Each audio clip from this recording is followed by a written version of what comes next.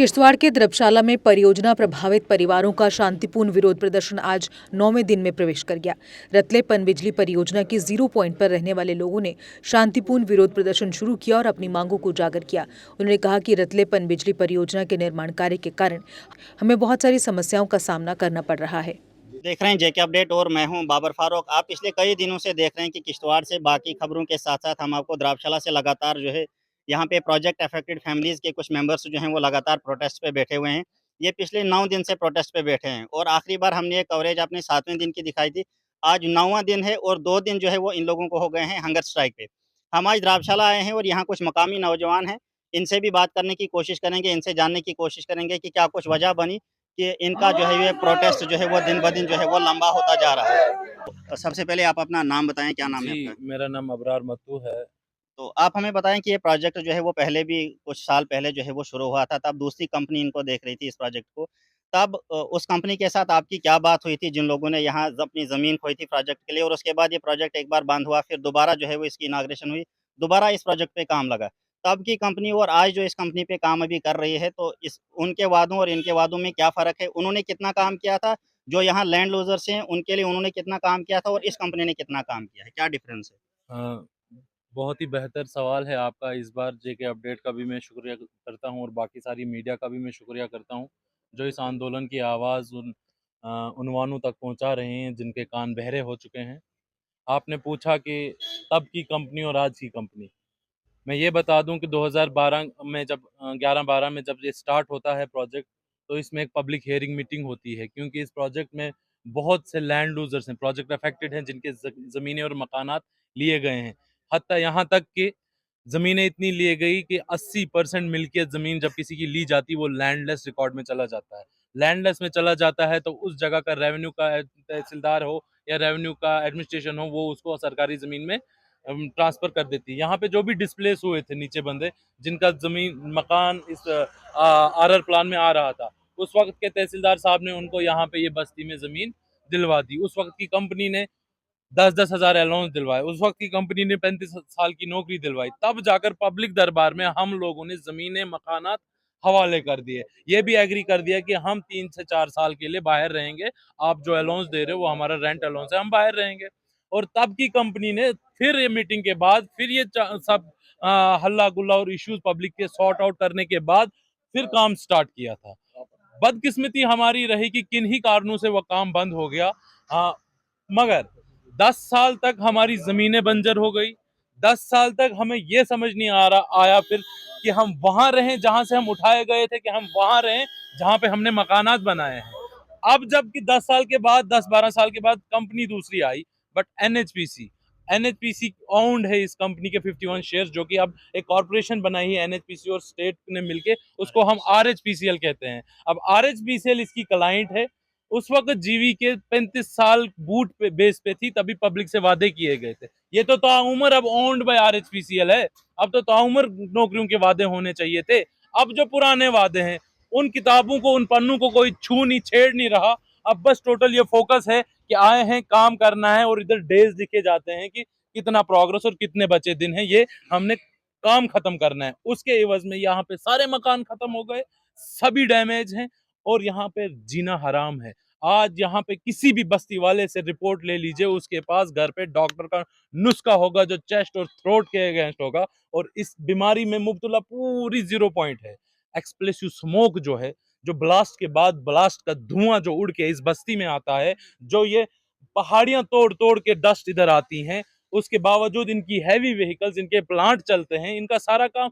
अरे भाई, जब उस वक्त की कंपनी ने शुरू किया था तो पब्लिक से पूछ के शुरू किया था कि तुम बाहर रहो तो तब जाकर हम काम शुरू करेंगे। आज इन इन इनकी आंखों पे ऐसी कौन सी पट्टी पड़ गई है कि इनको ये लोग लालची लग रहे हैं, मगर इनकी जिंदगी जीने के तरीके को इन्होंने बर्बाद कर दिया, इनकी लाइवलीहुड को बर्बाद कर दिया।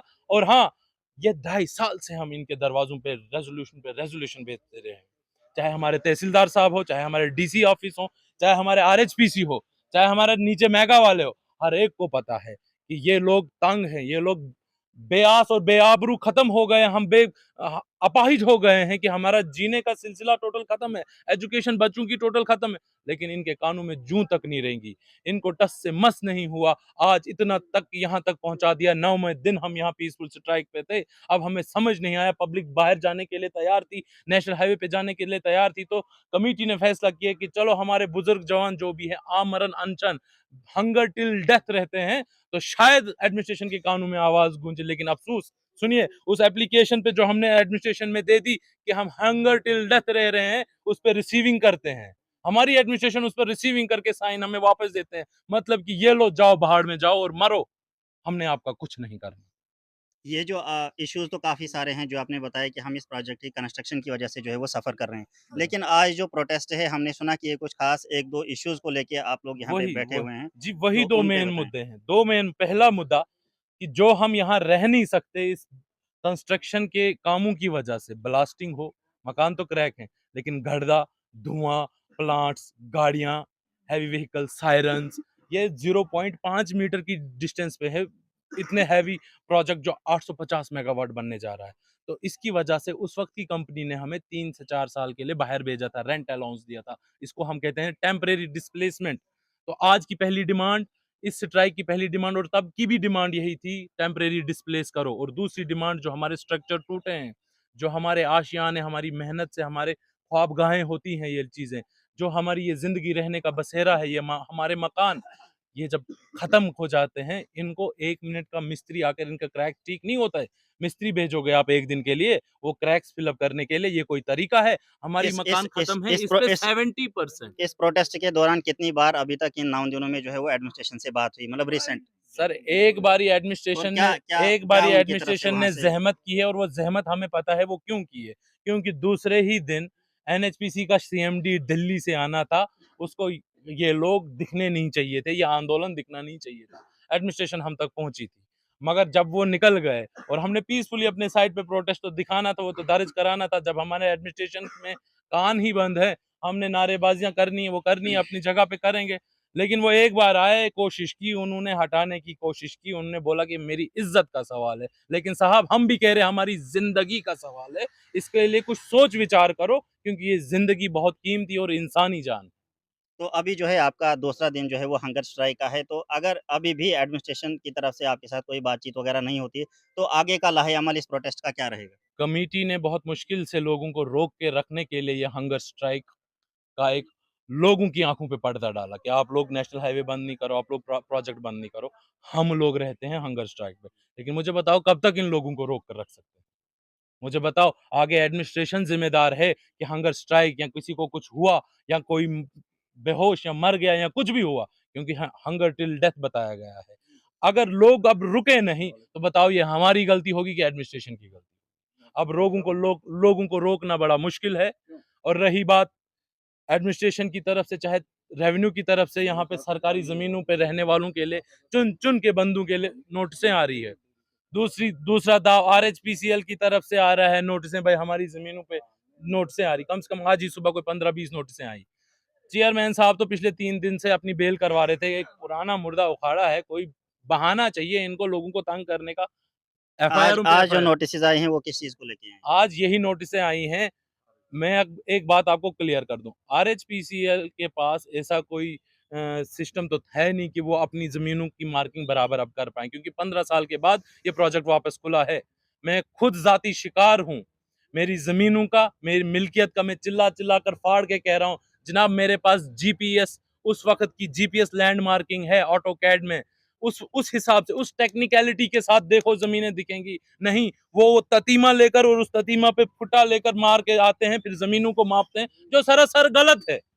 जो आज के इस दौर में ये तरीका इसलिए गलत है क्योंकि आज जिस बंदे ने 50 साल से वहां पे मकान बनाया है, उसको कह रहे हैं कि ये तो उस बंदे की जमीन है जो प्रोजेक्ट में चले गई। मतलब कि उनको एक्चुअल रेफरेंस के हिसाब से जमीनों का माप वगैरह भी नहीं करने आ रहा, और जिसका मकान है उस जगह किसी तीसरे बंदे की जमीन बोल रहे हैं। ये सारा सारा होच पोच कर गया है। एक बात और बता दूं, गौर करने की है। मुबारकबाद है, हमारे सरदार जी यहाँ पे भूख हड़ताल पे हैं और टोपी और टीके वाले नीचे बैठकर समर्थन दे रहे हैं। मुबारकबाद है ऐसी यकजाति के लिए। लेकिन अफसोस है ऐसी एडमिनिस्ट्रेशन पे, अफसोस है ऐसे क्या कहते हैं हमारे रिप्रेजेंटेटिव्स पे, जिनके कानों में जूं तक नहीं रहेंगी, जो ये तो नहीं देख रहे हैं कहीं कि यहाँ पे मेजॉरिटी कम्युनिटी 90% है, उनको पिसने दो। हाय अफसोस, उस 90% में हमारे 10% गैर मुस्लिम भाई भी पिस रहे हैं। तो आगे का क्या रहेगा इस प्रोटेस्ट का? पहले भी आगे का प्रोटेस्ट मैंने यही बताया है कि हमने लोगों को रोकने के लिए यह हंगर स्ट्राइक तजवीज की है। अब इसके बाद भी लोग अगर हमसे उकता गए और इस पीसफुल प्रोटेस्ट में ना रहे, वो सड़कों पे भी निकलेंगे, वो प्रोजेक्टों को भी बंद करने के लिए निकलेंगे, मगर इसमें हम जिम्मेदार नहीं होंगे। इसमें बज़ाहिर हमारी एडमिनिस्ट्रेशन जिम्मेदार होगी और RSPCL जिम्मेदार। और आपके माध्यम से हम ये हमारी आवाज़ जो है सूबाई लेवल के जितने भी हुक्मरान हैं उन तक जाए, ये आपका बहुत बहुत शुक्रिया है। उसके अलावा कंटिन्यूसली हमने यहाँ पे हड़ताल रखे 9 दिन, लेकिन यहाँ की एडमिनिस्ट्रेशन या दूसरी कोई इनके एजेंसी जो हैं यहाँ तक बिल्कुल नहीं आए। उसके बाद हमने ये फैसला लिया कि अब हंगर स्ट्राइक लेना बहुत ही अहम है। उसके बाद ये हुआ कि जब हम स्ट्राइक पर भी हैं, हंगर स्ट्राइक पर भी हैं, तो अनासिर कुछ एडमिनिस्ट्रेशन के ऐसे हैं कि कुछ लोगों पर FIR या कोई रेवेन्यू रिगार्ड की कोई यहाँ नोटिसें आ रही हैं, यानी कि दबाव में ला रहे हैं ताकि ये लोग जो हैं ये बिल्कुल झुक जाएं। लेकिन यहाँ की आवाम ने एक फ़ैसला लिया है कि हम बिल्कुल झुकेंगे नहीं, क्योंकि हमारे साथ बहुत बेइंसाफ़ी हुई है। मैं सर आपको एक बात बताऊं कि यहाँ पे जो ये हमारा विलेज है, तो इसके नज़दीक हार्ड रॉक की रोड तकरीबन लगभग तकरीबन कोई 20 मीटर के डिस्टेंस पर है और हैवी ब्लास्ट करा है इन्होंने, जिससे हम लोगों ने मकान बनाए थे, लोन उठाकर बनाए थे, या किस किस तरीके से लेबर उधर लद्दाख जाती थी, वहाँ से थोड़ा बहुत पैसा लाया था। लेकिन आज वो मकान जो हैं वो बिल्कुल ही नाकाबिले रिहाइश हो चुके हैं। जबकि हमने एडमिनिस्ट्रेशन को भी ये लिखा कि आके देखो। तो एक बार मैं बिल्कुल ये जो मेगा का रोड है वहाँ पर मेरा मकान है, एडमिनिस्ट्रेशन को जब मैंने लिखा तो वहाँ पे कंपनी के कुछ लोग आए भी और उन्होंने बहुत अफसोस किया कि वाकई आपका मकान जो है बहुत डैमेज हुआ है और इसमें तो रहना बड़ा मुश्किल है। यानी कि वहाँ पे रेंट पे लोग थे और अब इस वक्त कोई भी नहीं है वहाँ पे रहता है, जबकि हमें उस मकान का 17,000 भी रेंट मिलता था। तो मेगा वालों ने बताया कि हम इसकी दीवारें उठाएंगे, कुछ और करेंगे, कुछ या आपको इमदाद दे देंगे। लेकिन अब अरसा 8-9 महीने हो गए जब वो आए थे, लेकिन आज तक वो उन लोगों ने हमारी बिल्कुल भी कोई खबर नहीं ली। इसलिए आवाम बहुत गुस्से में है और इनका हर बार जितना भी इस्तेमाल करते हैं ये लोग, लेकिन फिर भी हम यहाँ से हटने के लिए बिल्कुल तैयार नहीं हैं, क्योंकि हमारा बहुत नुकसान हो चुका है। तो इसमें शॉर्ट में मैं अर्ज करूंगा, ये हमारे यहाँ पे 2011-12 में हमारा रैटले पावर प्रोजेक्ट यहाँ सैंक्शन हुआ था और उसके बाद यहाँ पर एक कंपनी आई थी GV के, जिन्होंने हमें हमारी 25 डिमांड्स उनके पास थी, उन्होंने सब फुलफिल की थी और बगैर किसी काम के शुरू होने से पहले उन्होंने हमारे तमाम डिमांड जो है फुलफिल की थी और हमें डस्ट अलाउंस में 10,000 रुपया हर महीने थ्रू बैंक हमें हमारे अकाउंट्स में जाता था। तो खैर बाद में वो कंपनी बंद हो गई।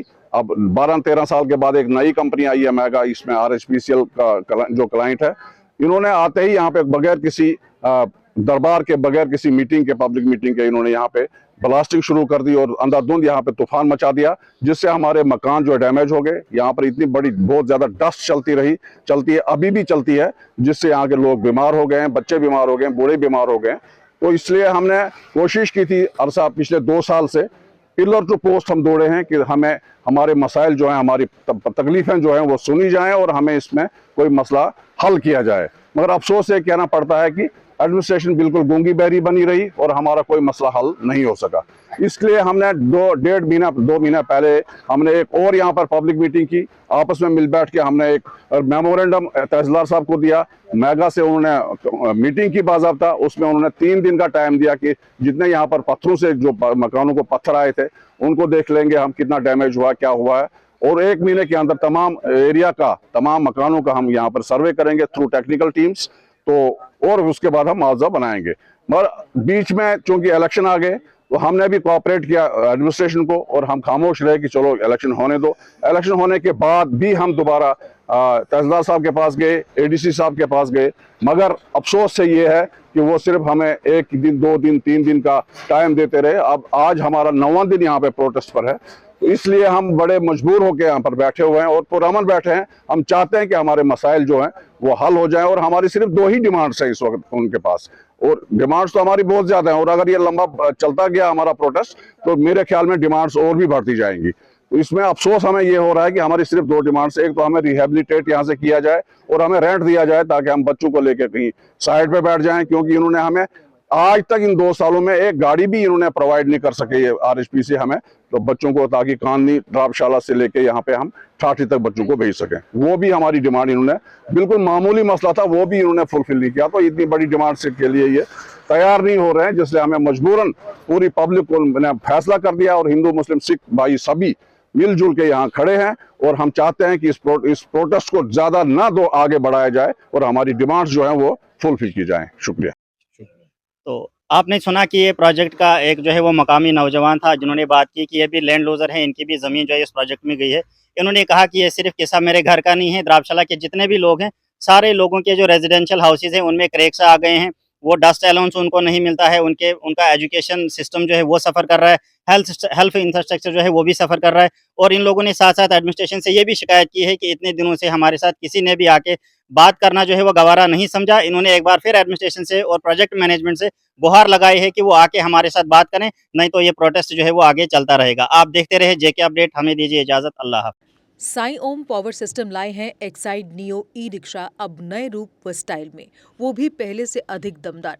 एक्साइड नियो में अब आया है बड़ा डैशबोर्ड, वो भी एंड्रॉयड डिस्प्ले के साथ, USB charger with powerful sound system के साथ, जबकि एक्साइड नियो अब आ गया है लेड एसिड के साथ लिथियम बैटरी में, जो देगा आपको एक बार चार्ज करने पर 130 किलोमीटर माइलेज। 1200 वॉट की पावरफुल मोटर हर चढ़ाई को बनाए आसान, पावरफुल शॉकर व बेहतरीन सस्पेंशन, फ्रंट में अधिक पावरफुल शॉकर, नए मजबूत अलॉय व्हील, अधिक रोशनी वाली हेडलाइट व इंडिकेटर, मजबूत रूफटॉप कैरियर व गर्मी से बचाव के लिए रूफ मैट, जबकि यात्रियों की सुरक्षा के लिए राइट साइड प्रोटेक्शन। वहीं यात्रियों के साथ सामान ढोने के लिए एक्साइड नियो बन जाएगा पहले से बड़ा, चढ़ाई चढ़ने के लिए हैवी गियर व अधिक पकड़ वाली हैंड ब्रेक, यानी एक्साइड नियो ई-रिक्शा अब नई लुक के साथ आया है नए फीचर्स में। इस वीडियो को देखकर आने वालों को मिलेगा 5100 रुपए का कैश डिस्काउंट, तो देर किस बात की, आज ही आएं और ले जाएं अपना नया एक्साइड नियो ई-रिक्शा। हमारा पता है Sai Om power system, last matador stand, Anand Nagar, Bohri, Jammu. Phone number 0191 255 4360 255 4359। Jammu Kashmir की खबरों के लिए जुड़े रहिए JK अपडेट के साथ।